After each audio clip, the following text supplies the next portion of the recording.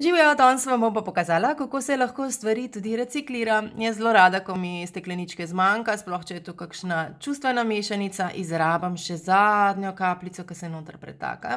Tako da dejansko odstranim pokrovček in tudi kapalo. Kapalo samo vam bom zdaj pokazala, zdaj sem si ga že z nožkom prej ven vzela, pa če bi ga čisto not pritisnila je zaprto. Z nožkom privzdignem, ga odstranim.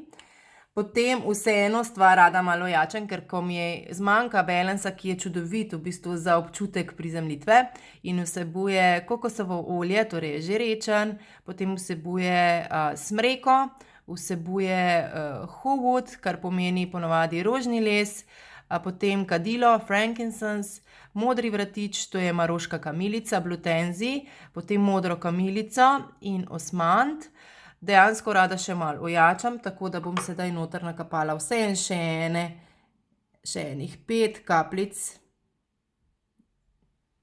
novega.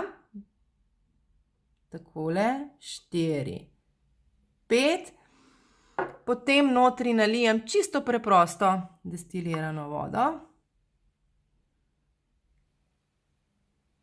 In dobim čudovit res izkoristek vsega, kar je not. Prej sem si tudi že pripravila, kot vidite, tole pršilko. Itak je vse skupaj univerzalna velikost, tako da kakršnakoli pršilka lahko tudi reciklirate iz česa, kar je bilo naravno.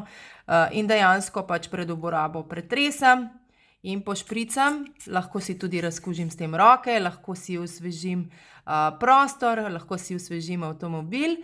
Predvsem pa si lahko dejansko pomagam, tako da si stvar tudi izrabim za poletni čas, ko je bolj toplo, da se osvežim in se pošpricam po vratu s tem. Krasna stvar, da si najljubše olje lahko tudi izrabite potem kot v pršilki. Kot rečeno, pred uporabo samo pretresete, ker eterično olje z baznim kokosovim plava na vrhu in pošpricate.